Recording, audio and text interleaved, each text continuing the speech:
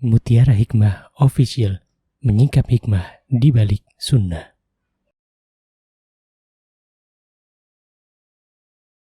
Salurkan donasi terbaik Anda untuk mendukung dakwah Mutiara Hikmah Official.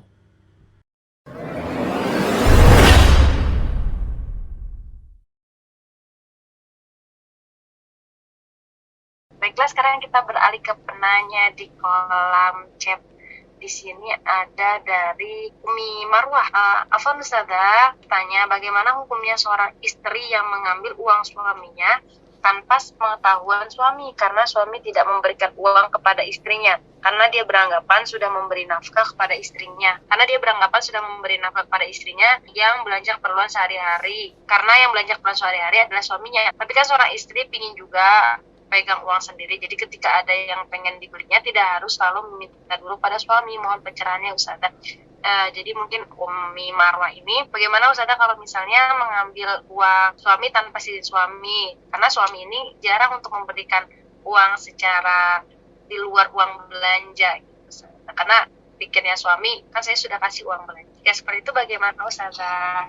Mohon bantuan jawabannya Ustazah. Baik, terima kasih Kak Naila, jazakillahu khair atas pertanyaan yang telah dibacakan. Baik, akhwati fillah rahimani wa rahimakunallah. Masya Allah, pertanyaan yang sangat bagus. Apakah boleh seorang istri mengambil harta suaminya tanpa seizinnya? Ya, misalnya dengan dalih karena sebenarnya suaminya sudah memberikan uang belanja ya, tapi mungkin sebagian istri ada yang pengen pegang uang sendiri ya, Masya Allah. Saya akan bawakan kisah yang mana kisah ini disampaikan oleh ibunda kita Aisyah radhiyallahu anha. Beliau pernah mengatakan bahwa Hindun binti Utbah, yaitu istrinya Abu Sufyan, ketika itu datang menjumpai Rasulullah SAW. Ya, jadi berjumpa dengan Rasulullah SAW, Hindun ini. Kemudian beliau mengatakan kepada Rasulullah, ya Rasulullah, sesungguhnya Abu Sufyan itu adalah orang yang sangat-sangat pelit. Ya, ia tidak memberikan kepadaku nafkah yang mencukupi dan mencukupi anak-anakku, sehingga membuatku mengambil hartanya tanpa sepengetahuannya. Apakah hal ini berdosa jika aku melakukan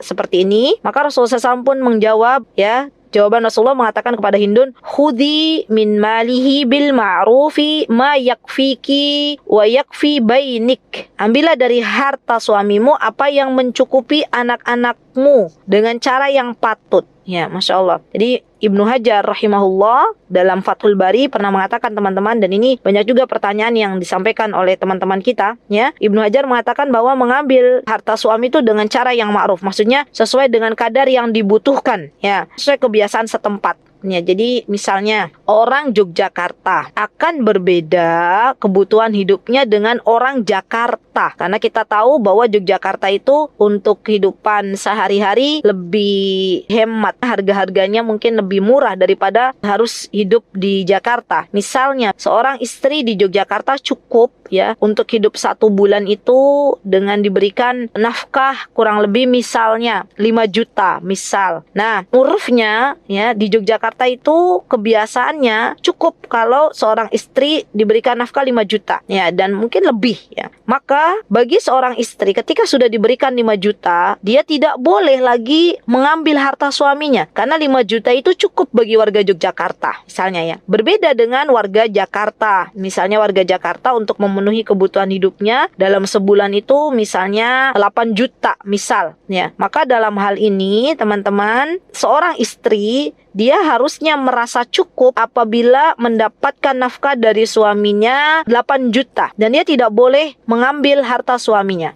Nah, kalau misalnya nih ternyata kondisi real suaminya itu tidak bisa memberikan sesuai dengan kenyataan, kan? Jadi teman-teman, kalau teman-teman mau menikah itu bayangkan aja yang pahit-pahitnya dulu. Ya, jangan membayangkan, wah nanti gaji suamiku 10 juta, gaji suamiku 15 juta. Jangan bayangkan yang itunya dulu, bayangkan yang pahit-pahitnya dulu. Ya, kalau memang suaminya itu subhanallah mereka hanya mampu memberikan 3 juta misalnya, misal untuk warga Yogyakarta, maka apa yang mesti dilakukan oleh seorang istri, dan itu sudah diberikan semua kepada istrinya, atau misalnya seorang suami megang hanya 500.000 misalnya, ya. Dan tidak boleh saling berbohong, ya. Yang namanya suami istri itu harus saling jujur. Istriku nih, saya dia gajinya 3,5 juta, 500 untuk saya ya pegangan, 3 juta nih saya kasih ke kamu untuk mengelola uang 3 juta ini. Nah, bagi seorang istri kalau memang suaminya sudah begitu, sudah menjelaskan dengan real, dengan jujur, maka dia meminta kepada Allah diberikan kebarokahan, kecukupan dari nafkah yang suami berikan kepada dirinya. Ya, dengan sebuah doa, Allahumma kfina bihalalika an haramik wa ghnina bifadlika amman siwak. Ya Allah, cukupkanlah hamba dari harta yang halal apa yang kau berikan, dan berikan keberkahan di dalam harta tersebut. Nah, beda ketika suaminya misalnya gajinya real, secara real itu misalnya 10 juta, tapi diberikan kepada istrinya 2 juta, dan istrinya itu menurut dirinya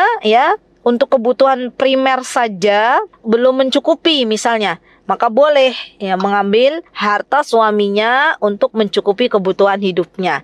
Jadi begitu ya, dari kisah Hindun bintu Utbah itu kita bisa ambil pelajaran demikian. Ya, tidak bisa disamakan berapa banyak nafkah yang harus diberikan suami, dikembalikan kepada kebiasaan daerah masing-masing. Ya, begitu Kak Naila, jazakillahu khair. Barakallahu fiik. Mutiara Hikmah Official, menyingkap hikmah di balik sunnah.